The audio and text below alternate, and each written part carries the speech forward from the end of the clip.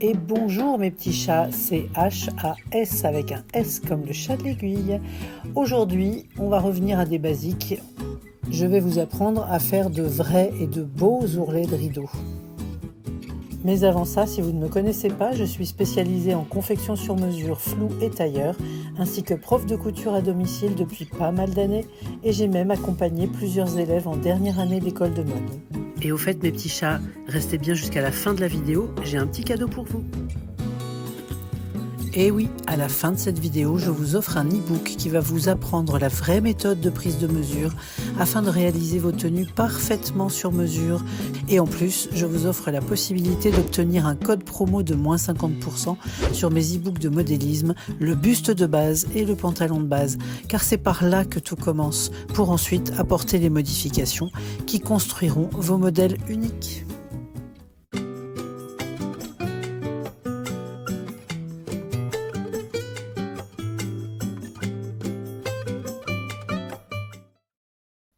Alors qu'est-ce qu'on fait aujourd'hui? On a dit qu'on faisait des ourlets de rideaux. Donc c'est parti. Vous voyez qu'ici on a un rideau qui est plus ou moins étalé sur la table. Ce que j'ai mis au propre là, c'est évidemment le bout du rideau. Alors je vais commencer tout de suite par vous montrer un truc incroyable. C'est que dans les rideaux du commerce, donc celui-ci a été acheté chez Leroy Merlin, il y a toujours, c'est quasi systématique. Parfois même il y a bien plus que ça. Un écart entre la droite et la gauche du rideau. Vous voyez qu'il est plié en deux ici. Ça veut dire que si vous partez du principe que vous avez mesuré le haut du rideau et que vous vous dites, ben, je veux que mon rideau fasse 2,12 m par exemple, vous avez ajouté, bien sûr, avant de marquer, vous avez ajouté votre valeur d'ourlet pour savoir à quel endroit vous allez couper, d'accord? Donc mon rideau va s'arrêter là, grosso modo, hein, c'est un exemple. Je coupe ça en plus pour faire mon ourlet. Si vous mesurez d'un seul côté, vous vous dites, bon bah ok, je coupe 49. Bah ouais, mais non. Parce que si vous coupez 49 tout du long, vous voyez qu'ici vous avez un écart. Si vous n'en tenez pas compte, votre rideau va se retrouver de travers une fois qu'il sera sur la tringle. Donc on va voir tout ça en détail. Accrochez-vous, c'est parti.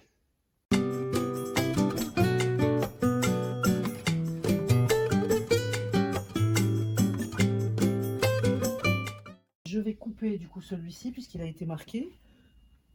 Et ensuite, je vous montrerai sur le deuxième rideau comment on prend exactement la mesure. Alors, vous voyez que je ne coupe pas au cutter ce rideau parce qu'il y a pas mal d'épaisseur. Il a un petit fil de lin un peu fantaisie qui passe. Donc, c'est très compliqué au cutter. Même avec un cutter tout neuf, c'est pas simple. Et je ne sais pas si vous le voyez ici, ça m'étonnerait que vous le voyez, j'ai épinglé mes deux épaisseurs de manière à éviter que les deux moitiés de rideau ne se décalent l'une sur l'autre. Comme ça, on est sûr d'avoir une coupe très nette sur toute la longueur. Donc on ne le voit peut-être pas non plus à la caméra, mais j'ai tracé un trait bleu. Donc moi je le vois, j'ai le nez dessus. J'ai tracé à la craie bleue. Voilà, donc maintenant que le premier est coupé, je vais vous montrer comment on procède sur le deuxième rideau. En toute logique, quand vous allez pendre ce rideau à la tringle elle va arriver ici, là où il y a mon doigt, d'accord? C'est-à-dire que si je mesure du haut de ma tringle jusqu'au sol, eh bien, ça correspond à la mesure du haut de l'anneau ici jusqu'au sol. La plupart des gens ont tendance à mesurer d'ici, en haut du rideau, jusqu'en bas, en disant bah, j'ai mesuré du haut de ma tringle jusqu'au sol, il me faut 2,12 m par exemple.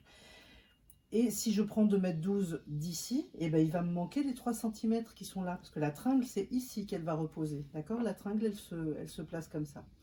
Donc, pensez bien toujours à mesurer du haut de l'anneau jusqu'en bas.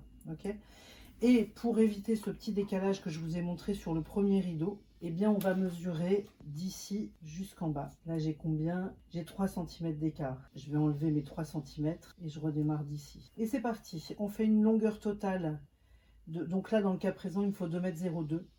Donc, je fais une longueur totale de mètre ruban, puisqu'il fait 1,50 m, hein, comme la plupart des mètres rubans. Ensuite, je le retournerai pour ajouter 52 cm. Et ensuite, je rajouterai ma valeur d'ourlet. Je retourne mon mètre ruban Et là, je vais ajouter mes 52 cm pour avoir le bas de mon rideau. Et ensuite, il faudra que je rajoute la valeur d'ourlet. Donc 52, ça nous fait arriver ici. Ce qu'on va faire pour être sûr d'éviter les décalages, c'est qu'on met une épingle comme ça dans chaque ourlet pour qu'elle coïncide, qu'elle soit vraiment au bon endroit. On va fixer ici pour que les deux épaisseurs ne bougent pas. J'aime bien mon 52 qui est là. Donc maintenant je peux mettre mon rideau à plat comme ceci. Hop. Et vous voyez que là l'écart est moins grand que sur le premier rideau, mais il y a quand même un petit écart. Je recale bien mes bords. Je pose tout ça bien à plat. Ça veut dire que maintenant que j'ai mesuré de mon anneau jusqu'en bas, je vais ajouter ma marge d'ourlet. Alors en général, je mets 10 cm d'ourlet sur les rideaux parce que c'est ce qu'il y a de plus joli. Vous voyez, dans le commerce, ils vous mettent des ourlets comme ça, 2+1, voire 1+1. Moi, je trouve ça moche. Je trouve que c'est pas chic, c'est pas élégant. Après, ça n'est que mon avis, hein. Donc maintenant que j'ai ma valeur d'ourlet, je vais pas recommencer de l'autre côté, vous voyez, pour avoir la mesure du milieu. Là, je vais me contenter de mesurer de ma marque de coupe jusqu'en bas. Je dois couper 48. Donc, ne vous fiez pas aux dimensions qui sont marquées sur le paquet parce que c'est jamais fiable. Jamais.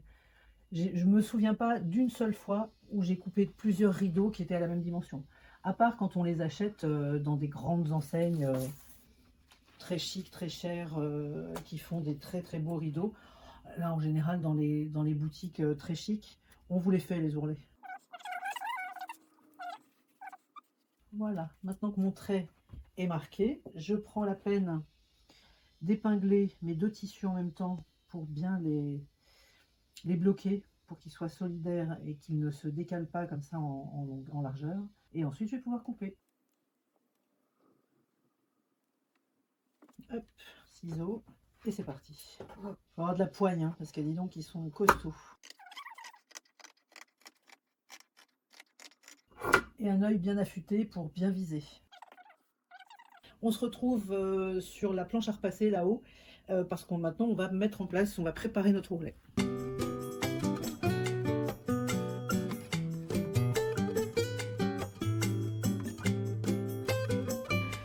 Alors on est parti pour la préparation de l'ourlet. Donc je suis sur la planche, j'ai allumé ma super centrale.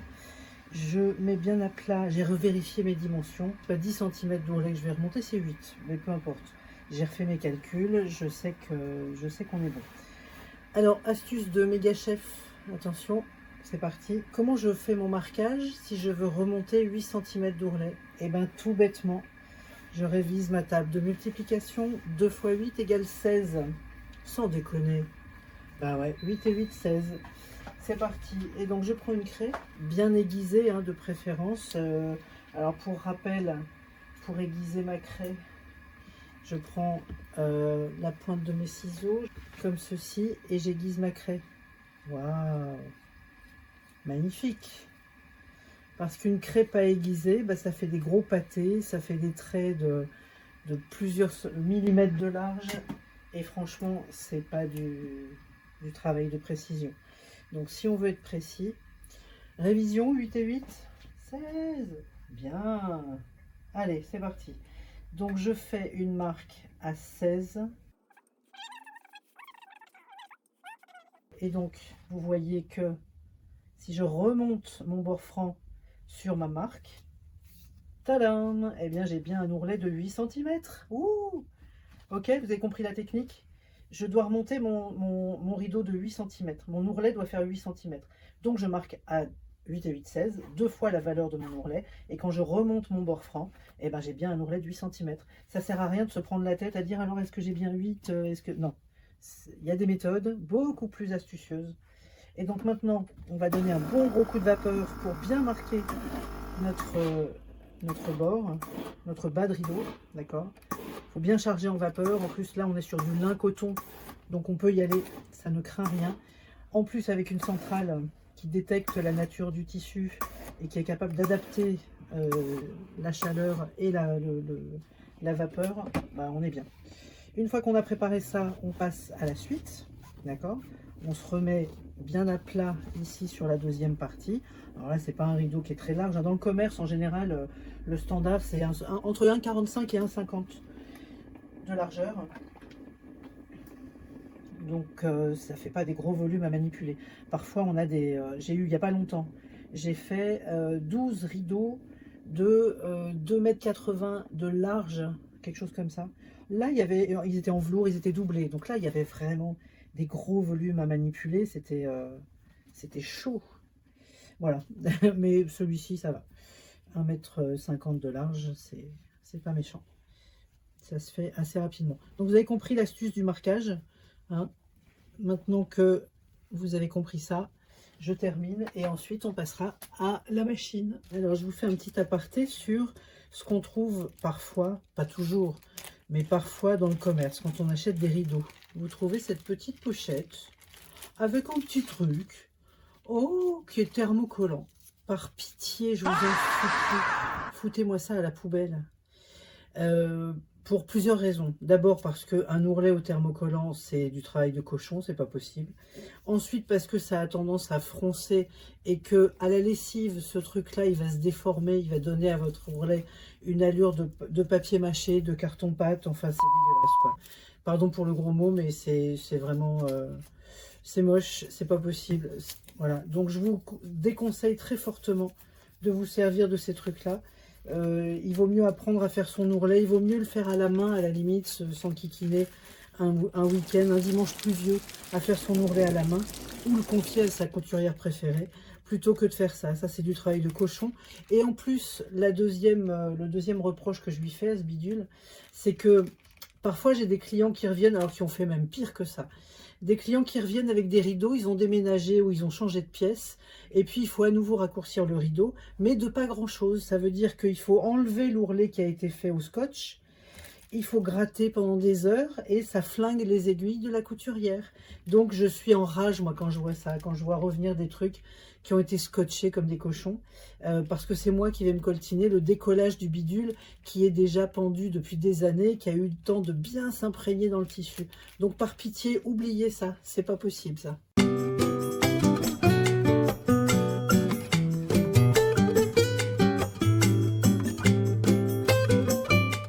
Alors on commence par choisir le bon fil, la bonne canette. Hein, pour rappel, quand on veut choisir son fil, on déroule le fil sur le tissu. On ne regarde pas la bobine en entier. Bon, là, on voit bien que ça va, mais parfois, quand on a une nuance un peu délicate à trouver, si on met la bobine, on n'a pas la bonne vision du fil. Alors que si on déroule un petit morceau de fil et qu'on le regarde dans les deux sens, là, on voit beaucoup mieux la nuance. Et puis, on va choisir la bonne aiguille. Et alors, sur ce rideau qui est assez épais et qui a quand même des gros fils torsadés comme ça, j'ai préféré choisir une aiguille jean 100 pour être sûr de bien tout passer, d'autant qu'on va avoir 3 épaisseurs, et sur les bords ici on aura l'ourlet du côté, donc une fois plié en deux on aura 6 épaisseurs. Vous voyez qu'il faut choisir du costaud.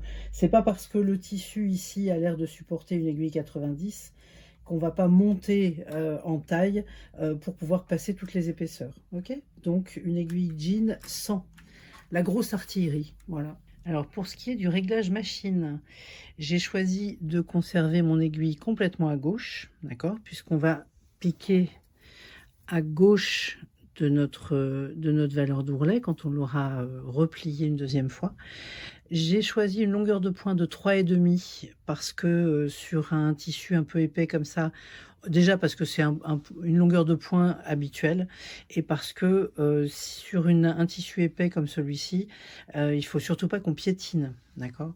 Et puis j'ai choisi également de sélectionner le point d'arrêt automatique ainsi que le coupe-fil, parce que j'ai la chance d'avoir cette petite option fort sympathique.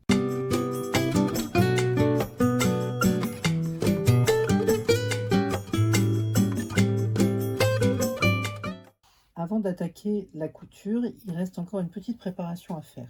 Vous voyez que au fer, on a bien marqué notre largeur totale d'ourlet. Mais nous, ce qu'on veut, c'est pas surfiler ce bord-là et pas le laisser accru, bien évidemment, sinon c'est vraiment pas beau. Donc on va faire un deuxième petit rentré ici, d'accord? Alors, si vous êtes plus à l'aise à le marquer au fer, vous pouvez très bien, une fois que vous avez marqué celui-ci, marquer le deuxième pour être tranquille. Moi, je l'ai dans l'œil, donc je préfère le faire au moment où je pique. Et là, vous voyez bien qu'on va avoir pas mal d'épaisseur ici, d'accord? Donc, forcément, cette aiguille, cette grosse aiguille jean 100, elle sera bien utile. Là, je vais vous montrer deux astuces, parce que ici, on a une grosse épaisseur, et si on démarre là où on doit démarrer, hein, c'est-à-dire au tout début ici, on risque d'avoir un problème pour grimper, même avec une machine comme celle-ci. Il n'empêche qu'elle n'a pas un moteur de machine industrielle, donc pour grimper cette grosse épaisseur, elle va avoir un peu de mal. Alors, je ne sais pas si je vous avais déjà montré à quoi sert ce petit bouton là. Eh bien, vous allez voir ça tout de suite. Alors, donc pour l'utilisation du petit bouton noir là, vous voyez que l'arrière du pied se met en arrière comme ça. L'avant est surélevé et donc là, il y a de grandes chances que ça piétine un peu si le moteur de votre machine n'est pas suffisamment solide. Je vais d'abord enfoncer mon aiguille, puis je lève mon pied. Je trouve le point d'équilibre qui me permet d'enfoncer. Voilà, vous l'avez vu s'enfoncer là. Je le refais. Vous voyez, j'appuie sur la tête pour le surélever et afin de trouver le trou qui me permet d'enfoncer mon bouton.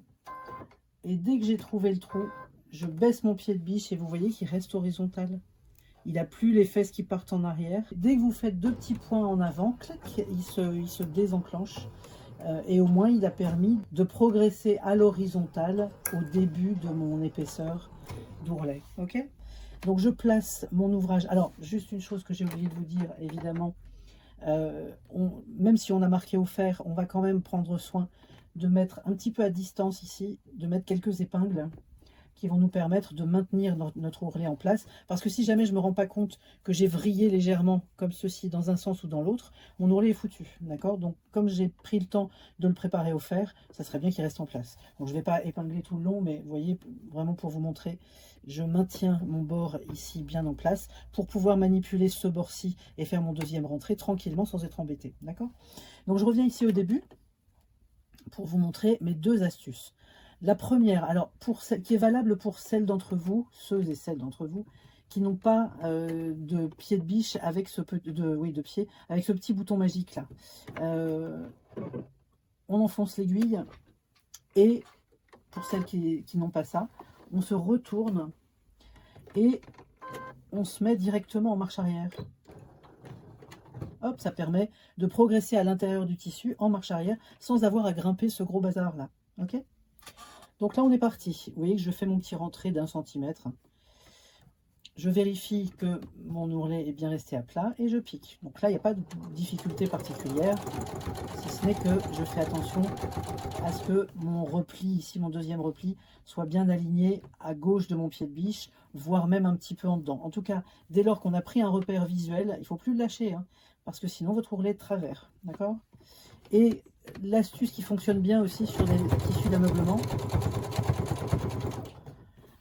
pour éviter que ça fasse des vagues, c'est de tendre le tissu en avant et en arrière. Je tire autant devant que derrière, tout en rentrant mon petit rempli là. Hop, et là, une fois qu'il est tendu, vous voyez que la vague, elle se résorbe, elle s'aplatit. Vous entendez ce bruit, même avec une grosse aiguille, ça veut dire que quand on passe sur les gros fils qui sont là, bah, elle souffre un petit peu quand même. Donc vous imaginez ce qu'une 90 aurait enduré. Voilà, donc il faut vraiment ici, dans ce cas précis en tout cas, prendre une aiguille très grosse. Alors je voudrais faire une petite parenthèse, ouvrir une parenthèse sur un phénomène. Vous voyez qu'ici, on a des lignes horizontales, donc on pourrait se dire, normalement, en se fiant aux lignes horizontales, on ne doit pas avoir ça. Une ligne qui rentre à l'intérieur, une autre qui va rentrer bientôt. On a l'impression que le tissu est de travers. Mais là aussi, finalement, même s'il a été repassé, il est légèrement de travers. C'est pas moi qui ai mis mon ourlet de travers, parce que j'ai bien tout mesuré, tout contrôlé, tout vérifié. C'est simplement que quand on achète des tissus, des rideaux qui ont été faits en usine, ils vous coupent des matelas énormes comme ça, avec des scies laser. Celui qui se retrouve en dessous, ici il est décalé, tout le monde s'en fiche, personne ne va aller contrôler. Et donc vous vous retrouvez bien souvent avec des rideaux qui ne sont pas tout à fait dans le droit fil. Voilà, donc ça peut vous faire des rideaux qui godaillent un petit peu. Ça, malheureusement, c'est le fait usine, voilà, le rideau industriel qui donne ça. Donc, il faut le savoir. Donc là, vous voyez qu'on a un rideau qui est un ourlet qui est plutôt pas mal. C'est pas forcément nécessaire de refermer cette partie-là. Parfois, on le fait pour éviter que la poussière rentre dedans, pour éviter que les poils de chat s'insèrent là-dedans. Franchement, c'est pas obligatoire. La plupart du temps, on le fait pas. Si vous voulez le faire, c'est pas interdit non plus. Donc, je vous retrouve une fois que j'ai terminé. Alors, on va bientôt arriver à la fin. Donc, vous voyez que là, on est sur la fin. La précaution à prendre quand on arrive au bout du rideau à l'autre extrémité, c'est, bon évidemment j'ai épinglé comme tout à l'heure, d'accord, mais ce qu'on veut éviter absolument, si on ne contrôle pas le point final, c'est d'arriver à ceci, c'est-à-dire un décalage, une vague qui s'est présentée et qui me fait un décalage qui est visible sur l'endroit du rideau. Ça c'est exclu, d'accord, c'est hors de question de retrouver ça. Donc on épingle comme on l'a fait au début. On fait son petit rentré en évitant qu'il y ait des fils qui débordent, d'accord. Et alors, soit on réépingle, soit on peut éventuellement, vu l'épaisseur, on peut mettre une pince comme ceci. Je l'ai mise à l'envers, mais c'est pas bien grave.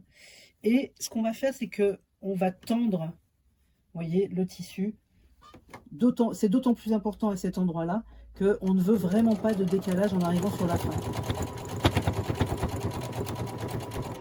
On veut que le tout reste bien stable, donc je pince vraiment, je remets mon rentré et je tire devant et derrière. Alors pourquoi je suis obligée de tirer des deux côtés? Tout bêtement, tout simplement parce qu'à chaque fois que mon aiguille va sortir avant de se replanter, si je tire que devant, ben, je vais tordre l'aiguille et elle va planter, soit elle va se tordre, soit elle va planter dans une partie métallique, dans le boîtier de la canette, bref. Donc si on veut que ça soit équilibré, si on ne veut pas bousiller son aiguille, eh bien il faut tirer avec la même intensité devant et derrière. Donc là j'arrive au bout. Normalement on ne devrait pas avoir de souci de décalage. J'enlève ma pince et vous voyez que là tout s'est bien présenté. Donc je vais doucement sur les épaisseurs. Il ne s'agit pas de prendre son élan, ça va faire l'effet inverse de ce qu'on souhaite. Et ici je fais mon point d'arrêt. Et voilà, terminus. Hop, c'est pas beau ça? On coupe ces petits fils, on enlève les pluches et on a fini.